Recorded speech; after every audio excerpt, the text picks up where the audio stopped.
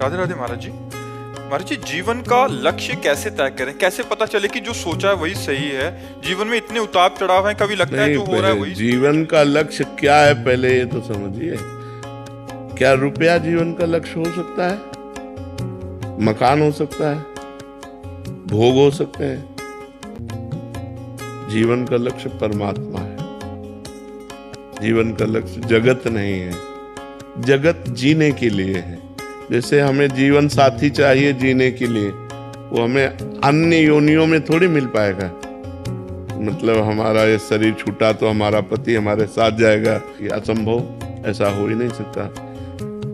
रुपया bank balance यहीं रह जाएगा, मकान यहीं रह जाएगा, जो आपकी पढ़ाई लिखाई पद है वो यहीं रह जाएगी, विस्मृत हो जाएगी शरीर छूटते ही।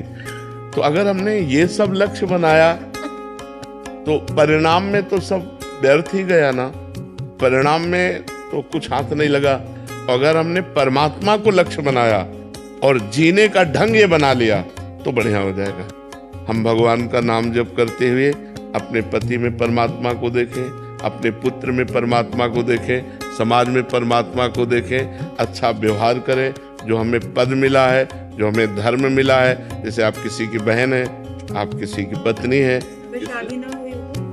तो हम भागवतिक भाव फिर स्वीकार करके ब्रह्मचर्य से भगवान से अपना संबंध माने। भगवान को हम पुत्र मान सकते हैं, भगवान को हम पिता मान सकते हैं, भगवान को हम माँ मान सकते हैं। भगवान ही तो दुर्गा रूप में है। भगवान को हम अपना पति मान सकते हैं। जो संबंध चाहो भगवान से कर सकते हो। तुम्हें वो माता च पिता, तुम्हें वो बंधुश्च सखा, तुम्हें वो विद्या द्रविणं, तुम्हें वो सर्वम मम देव। फिर इधर उधर गंदी बातें अगर मन में रही तो फिर वो लक्ष्य नहीं बना पाएगा। भले सन्यासी वेश ना हो, लेकिन अंदर से संयम, नियम, पवित्रता, ब्रह्मचर्य, तो वो परमात्मा का लक्ष्य बन जाएगा। या तो गृहस्थ धर्म से चले तो परमात्मा का लक्ष्य बन जाएगा, या विरक्त धर्म। दो ही धर्म है हमारे यहाँ प्रगट में, निवृत्ति धर्म और प्रवृत्ति धर्म। प्रवृत्ति धर्म गृहस्थ और निवृत्ति धर्म विरक्त। इसीलिए हमको एक धर्म तो स्वीकार करना चाहिए। आज गृहस्थी में बड़ा संशय हो रहा है। पति पत्नी में प्रेम नहीं रह गया, या तो संबंध विच्छेद तलाक में उतर जाते हैं या फिर हिंसा में उतर जाते हैं। तो गृहस्थ धर्म में भी बड़ा अब संशयपूर्ण है। बहुत ज्यादा विवाह विच्छेद बहुत ज्यादा। हाँ, और हिंसाएं भी हो रही हैं। आप देखिए, क्योंकि हमारे देश में ये सूट नहीं करेगा सूत्र। हमारा देश धर्म प्रधान है। ये विदेश में चलेगा, भारत में नहीं चलेगा। विदेश में ऐसा होता होगा, भारत में नहीं चलेगा।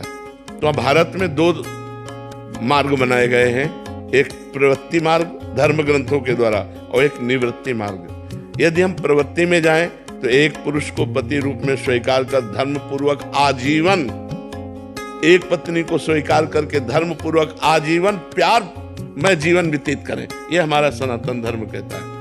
और यदि हमने ब्याह नहीं किया तो फिर हमें ब्रह्मचर्य से रहना चाहिए। तो यदि हम ब्याह ना करें तो ब्रह्मचर्य से रहें, अपने जीवन को पवित्र करके भगवान के चरणों में समर्पित कर दें। जैसे भीष्म जी ने अंतिम समय भगवान श्री कृष्ण से कहा, हे श्री कृष्ण, ये मेरी बुद्धि रूपी कुंवारी कन्या आज तक किसी का वर्ण नहीं किया, अब अंतिम समय है। हे श्री कृष्ण, मेरी इस बुद्धि को आप स्वीकार करें, क्योंकि आज तक मेरी बुद्धि कभी विषयों में दूषित नहीं हुई। ये पतिव्रता है, आप इसे स्वीकार करें। तो हम अपने जीवन रूपी धरोहर को, ये धरोहर है भगवान की, यदि हम ब्याह ना करें तो इसे ब्रह्मचर्य से पवित्र रखते हुए भगवान के चरणों में समर्पित कर दें। भले भेष ना बदले, लेकिन उद्देश्य तो बदल ही जाना चाहिए। अगर उद्देश्य न बदला तो ब्याह न करने का मतलब फिर क्या रह गया? ना आप गृहस्थी रह गए, ना आप विरक्ति रह गए, तो ना इधर के ना उधर के, दोनों तरह से चले गए। गृहस्थी में कम से कम एक धर्म का पालन, विरक्ति में अपने धर्म का पालन। तो जो पुरुष ब्याह ना करे उसे ब्रह्मचर्य का आश्रय लेकर, भले समाज में रहे, ब्रह्मचर्य का आश्रय लेकर पवित्र जीवन व्यतीत करते हुए समाज सेवा करनी चाहिए।